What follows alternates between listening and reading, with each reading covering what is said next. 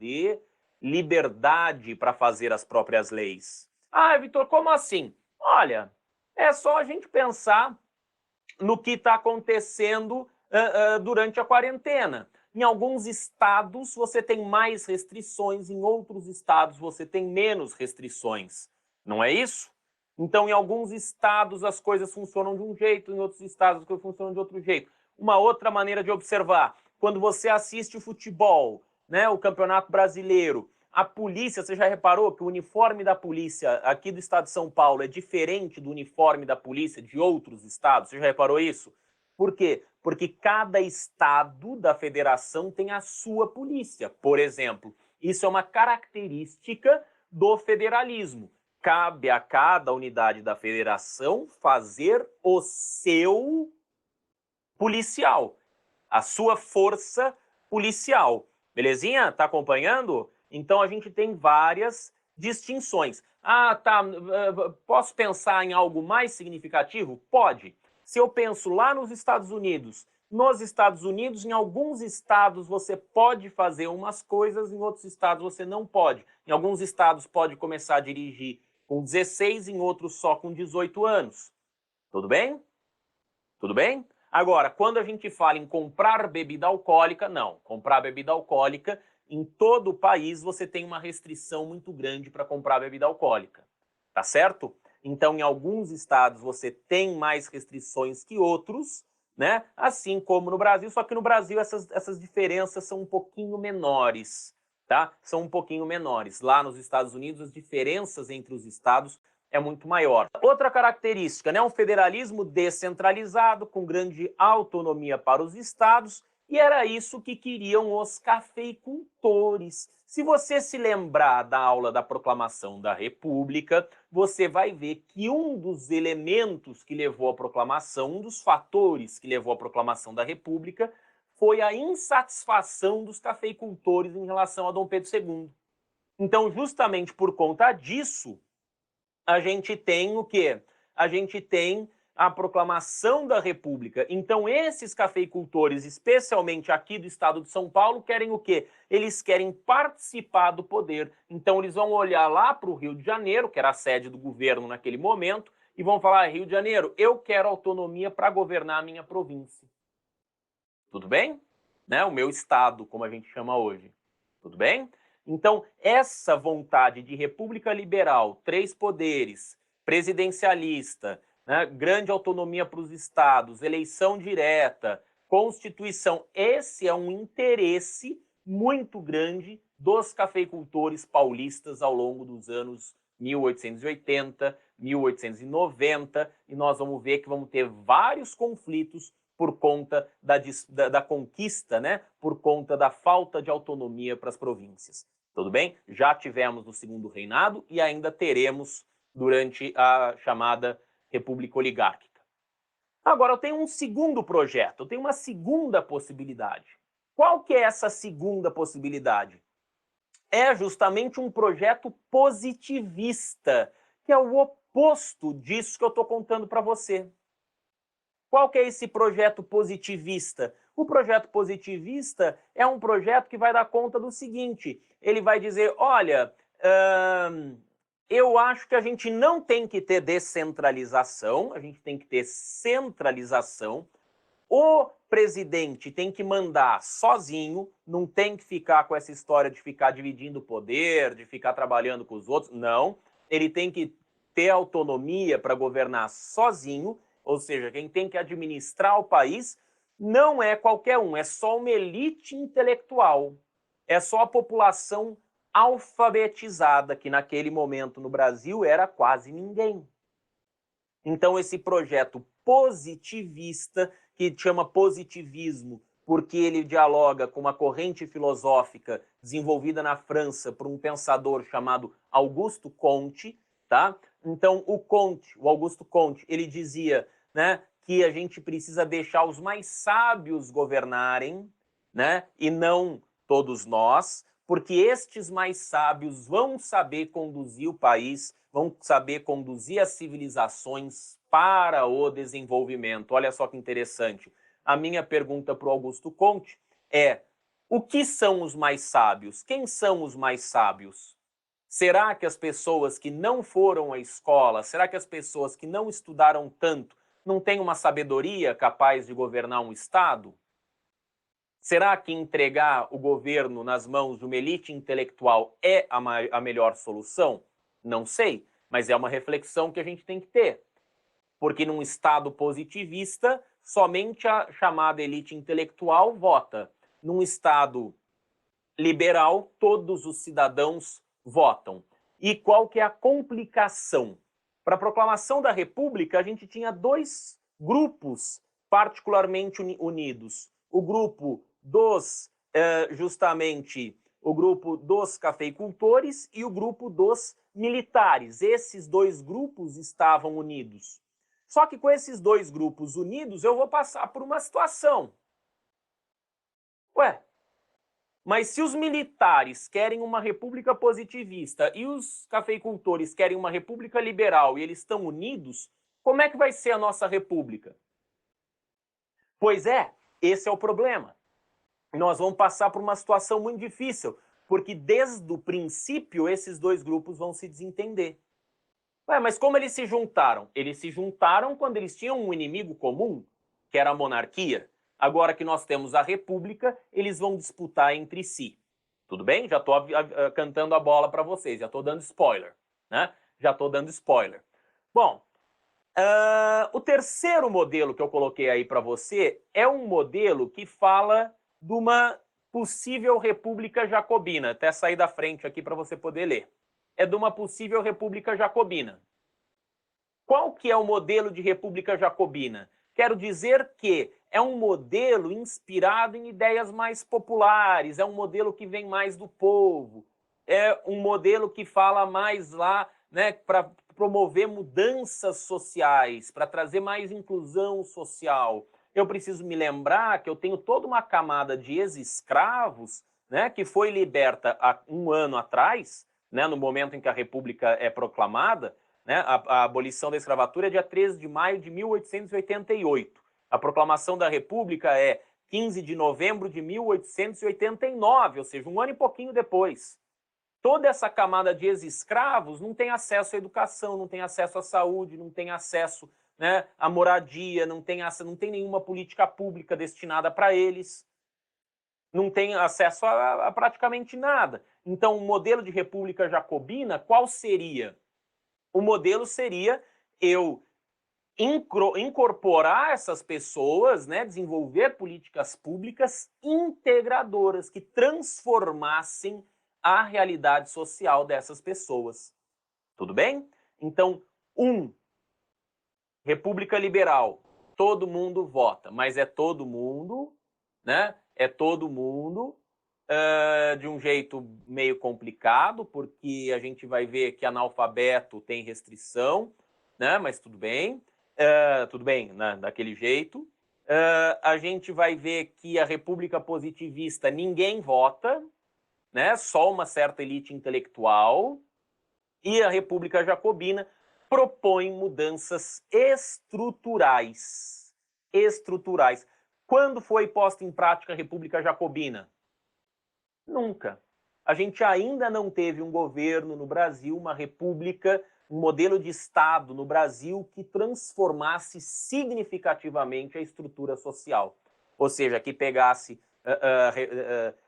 propriedade, que pegasse tributação, né, e transformasse isso tudo. Tudo bem? Então, são esses os três modelos que a gente teria. Como eu disse a vocês, proclamamos a República. Proclamamos quem? Nós, militares e cafeicultores. Quais militares? Os militares ligados ao Deodoro da Fonseca. Deodoro da Fonseca, que era um marechal, portanto, ao proclamar a República, se nomeia presidente do Brasil. Ele com o marechal Floriano Peixoto, que eram os dois muito próximos, dois positivistas, vão proclamar a República junto com o Exército, apoiados, evidentemente, pelos cafeicultores e outros grupos sociais, mas especialmente pelos cafeicultores. e então a gente vai começar o que se chama, né, de República da Espada. Coloquei a data aqui para você. República da Espada significa o período que o governo, que o Brasil foi governado por presidentes militares. Por que é República da Espada? Porque a espada era o símbolo do exército. Então, a República da Espada. Tudo bem? Acompanhando? 1889 a 1894. São 5 anos, né? 2 presidentes em 5 anos, o Marechal Deodoro da Fonseca e o Marechal Floriano Peixoto. Tudo bem? Tá lá? Então vamos embora. Aí aparece a seguinte situação. Proclamamos a República. Primeira coisa que precisa ser feita, o cancelamento das instituições imperiais. O que significa cancelamento das instituições imperiais? Significa que eu vou pegar tudo aquilo que representava o império, tudo aquilo que representava o império, os juízes, os deputados, os senadores, enfim, a maior parte da legislação, né? Vou pegar isso tudo e vou jogar no lixo. O problema é, quando eu me desfaço de toda a legislação, poderes anteriores da monarquia, quem governa o país? Quais são as leis do país? Então, no momento da proclamação da República, presta atenção, vamos anular tudo, menos as leis básicas e essenciais. Ou seja, todas as leis que não se referem à monarquia, todas as leis que podem ser usadas na República, essas vão permanecer. Ou seja, continua sendo crime matar. Isso não depende se é república ou se é monarquia. Você continua tendo que pagar impostos. Você não pode roubar. Você não pode, entendeu? Então, essas leis, o Código Penal, especialmente, né, ele continua valendo. Agora, o sistema político, o sistema eleitoral, né, isso tudo vai precisar ser transformado. Tá claro? Tudo bem? Me fiz entender? Então, cancelamos instituições imperiais. E como é que o presidente governa? Ele governa por decreto. O que quer dizer decreto? Quer dizer que ele envia uma lei, a lei é assinada por ele, pelos ministros, e está valendo. Então, não tem Câmara dos Deputados e nem Senado. Por que não tem Câmara dos Deputados e nem Senado? Porque para ter Câmara dos Deputados e ter Senado, tem que ter eleição. Para ter eleição, eu preciso ter lei para gerar eleição. Para ter lei para gerar eleição, eu preciso escrever a lei, eu preciso convocar eleições, as eleições precisam acontecer, os votos precisam ser contados, os eleitos precisam ser diplomados, e aí eles vão começar a fazer as leis. Entendeu? Então, a primeira fase do governo do Deodoro da Fonseca é um governo que ele governa por decreto, ou seja, ele manda e acontece. Ele escreve, assina e pau, tá valendo. Tudo bem? Isso que é governar por decretos. Um dos primeiros decretos do Deodoro da Fonseca é a separação entre o Estado e a Igreja. Como assim a separação entre o Estado e a Igreja? Significa que eu estou dividindo o que é função do Estado e o que é a função da Igreja. Hoje, você provavelmente já ouviu falar que alguém se casou de papel passado, ou se casou só na igreja. Né? Você já deve ter ouvido falar disso. O que é casar de papel passado? Quer dizer que você vai ao cartório e assina o casamento no cartório. Uma vez que você assinou o casamento no cartório, você está casado aos olhos do Estado. Mas, Vitor, eu acho que o casamento é uma instituição que Deus tem que cuidar também. Ótimo! Então, vá à igreja e se case na igreja. E aí o padre, o pastor, o pai de santo, né, dentro de cada denominação religiosa, você tem uma cerimônia destinada para isso. né, para o matrimônio. Então, religiosamente, você se casa como você entender que é melhor para você. Mas para o Estado, você se casa para o Estado dentro do cartório. Entendeu? Então, essa é uma função da igreja, outra função do Estado. Né? Uma coisa é o casamento para a igreja, outra coisa é o casamento para o Estado. Tudo bem? Outro elemento, por exemplo, é os cemitérios, outro elemento, atestado de óbito, outro elemento, a educação, né? Então, vários elementos aí a gente começa a separar o que é a função do Estado, o que é a função da igreja, o que é a função de um, o que é a função do outro. Tudo bem? Isso que quer dizer separação entre Estado e igreja. Terceira coisa, né? Segundo decreto, o decreto da grande naturalização. Qual que é a questão? A questão é, eu preciso olhar na cara dos imigrantes que vieram trabalhar no Brasil e falar, escuta, imigrante, você quer ser brasileiro? Não, porque se você quiser ser brasileiro, a gente te torna brasileiro. Você topa? E aí esse imigrante vai se naturalizar brasileiro, porque ele até então era imigrante. E aí ele passa a ter direitos de cidadão brasileiro. Isso que é a grande naturalização. A outra medida é justamente convocar eleições para que se elejam deputados, para que se escreva uma Constituição. O que é a Constituição? São aquelas leis básicas do país, né? Aquelas leis sobre as quais o país se assenta, que descreve o país, o funcionamento do país, quais são os poderes, quais são os direitos de cada cidadão, qual é o dever de cada cidadão, qual é o dever do Estado. Isso, para isso que serve a Constituição, tudo bem? Então nós vamos convocar eleições para a Assembleia Constituinte. Por que é constituinte? Porque ela que vai fazer a Constituição, tá? Ela que está escrevendo a Constituição. Bom, isso tudo do ponto de vista político, do ponto de vista social. Agora, a República também é proclamada entendendo que o Brasil precisa deixar de ser um país agrário e precisa passar a ser um país industrializado. Então, o que o Deodoro da Fonseca, presidente, provisoriamente, por que provisoriamente? Porque ele não foi eleito para ser presidente, né? Ele proclamou a república, né? Deu um golpe de Estado, derrubou a monarquia, implementou a república e se nomeou presidente. Então, para que o presidente provisório, né? O presidente provisório, ele dizia o seguinte, a gente precisa industrializar. Industrializar. Para industrializar, vem um plano econômico que tinha por objetivo fomentar, ou seja, incentivar o surgimento de indústrias no Brasil. Esse plano econômico dizia o seguinte, basicamente dizia o seguinte, olha no seu livro. Basicamente ele dizia o seguinte, eu vou pegar dinheiro do país e vou dar na mão dos empresários, dar na mão de quem tiver interessado em investir em indústria. Basicamente, sabe por que o plano não deu certo? 2 motivos. Primeiro, o Brasil não tinha tanto papel moeda assim, não tinha tanto dinheiro assim circulando. Então nós vamos colocar dinheiro em circulação. O que isso significa? Imprimir papel moeda. Pegar uma impressora, imprimir papel moeda, jogar esse papel moeda no banco, do banco vai para a mão do empresário. Tudo bem?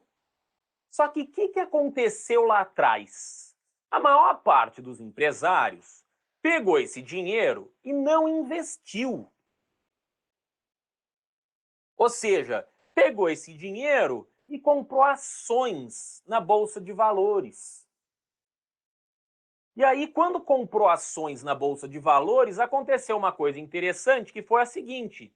Ele teve como consequência justamente o quê? O dinheiro virou ações na Bolsa de Valores. Virou empresa? Não. Virou emprego? Não. Virou transformação real para o país, ferrovia, coisa do tipo? Não. Então, isso é especulação financeira. Especulação financeira.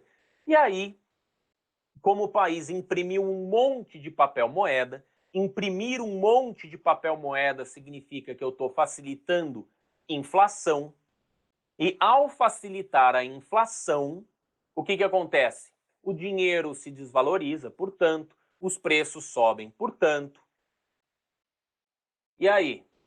As pessoas começam a ficar desesperadas, correm para o banco para tirar o dinheiro delas, para comprar ouro, para comprar dólar, para fazer qualquer coisa.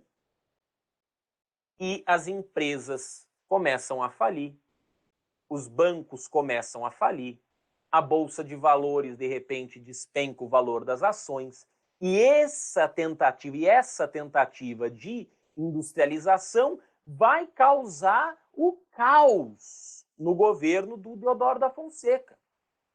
Como é que resolve isso? Resolve lá na frente, quando a gente recolhe todo esse dinheiro que foi impresso. Fala, não, daqui devolve, não dá, a gente diminui a quantidade de dinheiro circulando para fazer o dinheiro voltar a valer alguma coisa, porque tinha tanto papel circulando que o papel não valia nada. Tudo bem? Dá uma olhada no seu livro, se você precisar de mais detalhe, mas a crise é isso. A crise é essa, esse é o panorama. O Brasil imprime dinheiro e dá na mão de um monte de gente, esse monte de gente não faz nada do que devia fazer, e aí sobra esse monte de dinheiro que, na verdade, não significa nada. Daí você fala, mas, Vitor, como é que funcionaria? Funcionaria se o sujeito pegasse o dinheiro e investisse, porque daí o dinheiro deixa de ser só dinheiro e passa a ser uma fábrica que foi construída. Passa a ser uma mercadoria que foi produzida, passa a ser uma venda que foi consumada. Entendeu?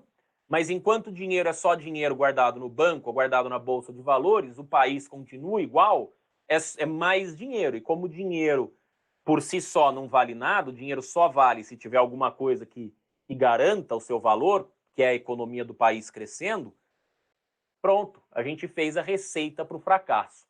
O resultado disso é a demissão do Rui Barbosa. Tá? Do Rui Barbosa vai ser demitido e a gente vai buscar um outro ministro da Fazenda.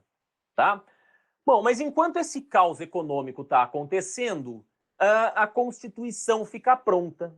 Então, lá em 1891, a Constituição brasileira fica pronta e aí a gente já pode dizer que ela tem as seguintes características. Primeiro, o Brasil é uma república federativa com autonomia para os estados.